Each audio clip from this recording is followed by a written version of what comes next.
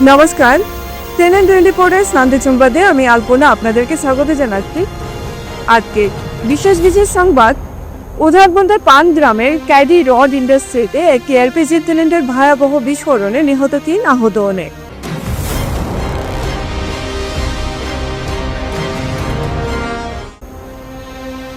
পঁচপন্ন হাজার টাকায় 2.5 বছরে শিশুকে বৃত্তির চিকিৎসায় বাবা মা সহ গ্রেপ্তার 6।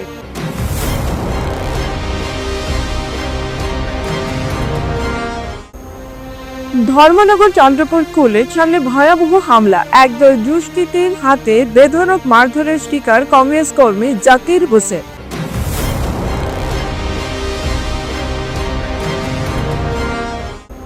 শিলচর টাউন ক্লাবের 43তম মনসুন স্পোর্টস ও কালচারাল ফেস্টিভ্যাল উপলক্ষে অঙ্কন প্রতিযোগিতা।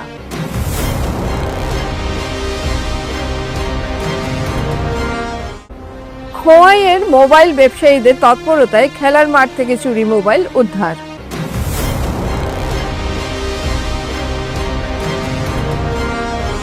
এবারে সংবাদ বিস্তারিত। উধারবন্দের পানগ্রামের ক্যাডি রড ইন্ডাস্ট্রিতে একটি এলপিজি সিলিন্ডারে ভয়াবহ বিস্ফোরণে 3 শ্রমিক নিহত হয়েছেন। এই ঘটনায় বেশ কয়েকজন শ্রমিক গুরুতর আহত হয়েছেন। ঘটনার পর এলাকায় উত্তেজনার সৃষ্টি হয়েছে। খবর পেয়ে শিলচর থেকে সিনিয়র পুলিশ সুপার, অতিরিক্ত পুলিশ সুপার সহ পুলিশ বাহিনী ঘটনাস্থলে উপস্থিত হয়েছেন। পরিস্থিতি নিয়ন্ত্রণে আনতে পুলিশ প্রধান ফাটক বন্ধ করে দিয়েছে। পুলিশ নিহত শ্রমিকদের মরদেহ উদ্ধার করেছে। আহত শ্রমিকদের দ্রুত শিলচর মেডিকেল কলেজ হাসপাতালে নিয়ে যাওয়া হয়েছে। আমরা এই pangram rod factory, rod industry, এই জনবসতি এরিয়াতে একটা ইন্ডাস্ট্রি, এই পলিটিক্স পার্টি পয়সা খাইয়া এই আমরা জনবসতি এরিয়া তারা ইন্ডাস্ট্রিটা বইছেন। প্রত্যেক মাসও 4-5টা মানুষ মরইন, তারা গোপনে নেগি। আজকে আমরা লোকাল মানুষ, এই আমরা আশেপাশে বাগানের মানুষ, দিনমজুরি মানুষ একদম টুকরা টুকরা হয়ে মারা গেছে। কিন্তু এখন আমরা লোকাল মানুষে গিয়াছেন, মানুষ চিনতো দেখতো গিয়াছেন, প্রশাসনে গিয়া দেখবার দেয় না, অনেক বাধা বিঘ্ন করে। এই ইন্ডাস্ট্রি প্লান্টও এটা একটা জিনিস তারা বাস মারছে, মারিয়া সব মানুষ টুকরা টুকরা হয়ে মারা গেছে। শ্রমিক এখানে শ্রমিক লেবার এখন শোনা যার তো 4-6 জন, 8 জন, 10 জন, কিন্তু এখনো ভিতরে আমাইয়া তো আমরা দেখবার দেন না। আর 4-5 জনের ভিডিও আমার কাছে আইছে, এই ভিডিও প্রুফ করা যাইব। এই জনবসতি এরিয়ার তো আমরা ইন্ডাস্ট্রিটা উঠিত, এটা আমরা অনুরোধ আমরা সব পাবলিকের, প্রত্যেক বছর না প্রত্যেক মাসের ভিতরে 4-5টা মারা যায়, তারা গোপনে কাজ করি দেয়। এটা হ্যাঁ, এটা বিতা নিয়ে জ্বালাইলাই বা বাইরের মানুষে তাই তারা গোপনও দেখায় না, কেউরে পাত্তাও দেয় না। এটা তারা সব ম্যানেজ করে তারা এটারে গোপন করে দেয়।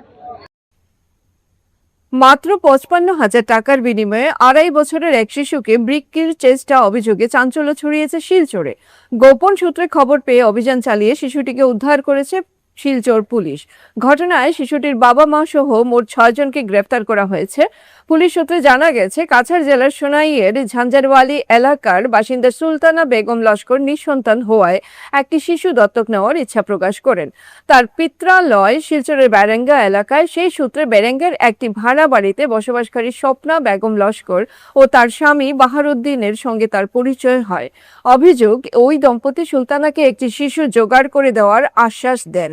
পরবর্তীতে তারা ধলাই থানার অন্তর্গত লাইলাপুর ফ্রেঞ্চনগর ফরেস্ট ভিলেজের বাসিন্দা রাজমুল আলী ও তার স্ত্রী রোচনা বেগমের সঙ্গে যোগাযোগ করেন। 4 সন্তানের জনক জননী ওই দম্পতি তাদের 2.5 বছরের ছোট ছেলেকে 55,000 টাকার বিনিময়ে সুলতানা বেগমের কাছে তুলে দিতে রাজি হন বলে অভিযোগ।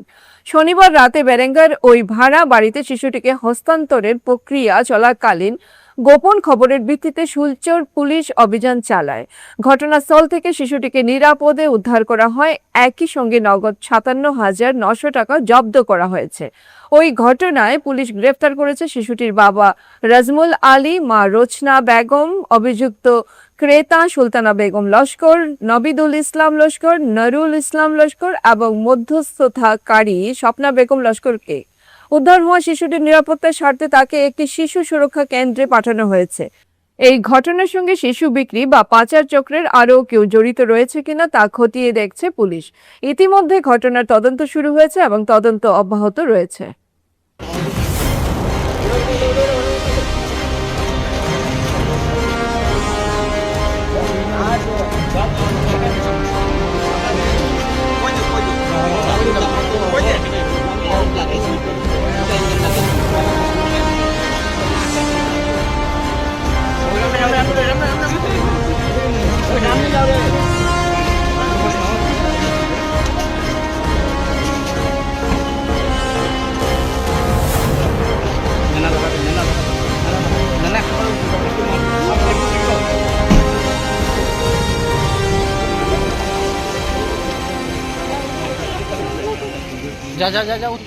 বেস্ট কেয়ার মেডিকোস আপনাদের দীর্ঘস্থায়ী এবং সুস্থ জীবনের দিকে আরও এক কদম এগিয়ে দিতে আমরা বদ্ধপরিকর।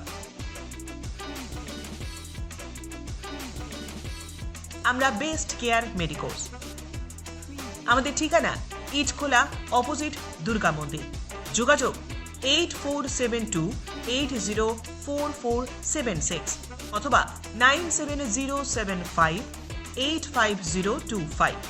এখানে যে কোনো ধরনের ওষুধের উপর আপনি পেয়ে যাবেন ফ্ল্যাট 20% ডিসকাউন্ট। এছাড়াও আমাদের সমস্ত ওষুধ একেবারে অরিজিনাল। আপনারা বেস্ট দামে বেস্ট মূল্যের ওষুধ পাবেন বেস্ট কেয়ার মেডিকোসে।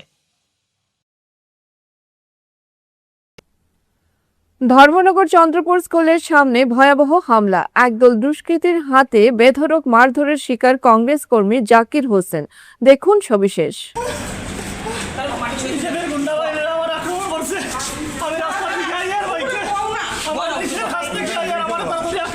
কংগ্রেস করার অপরাধে কি লাগে আমি এই তোমার নিট কেলেঙ্কারির বিরুদ্ধে আমি এটা সাপোর্ট করছি, ফেসবুকে লিখছি।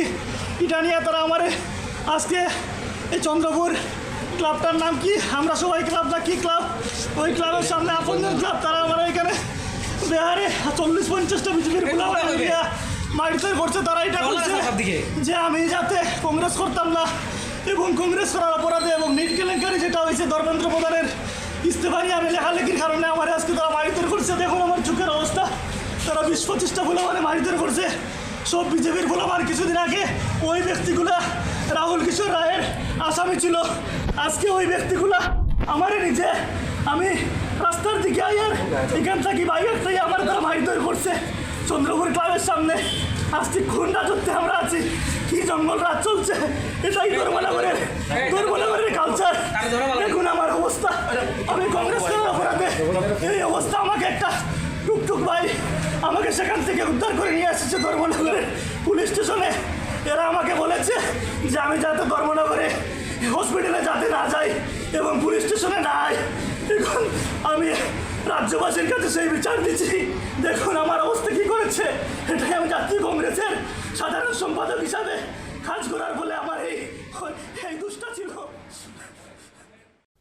আজ শিলচর টাউন ক্লাবের 43তম মনসুন স্পোর্টস ও কালচারাল ফেস্টিভ্যাল 2026 উপলক্ষে শিলচর অম্বিকাপট্টি রামানুজ গুপ্ত জুনিয়র কলেজে উমেশ চন্দ্র কর মেমোরিয়াল অঙ্কন প্রতিযোগিতা অনুষ্ঠিত হয়।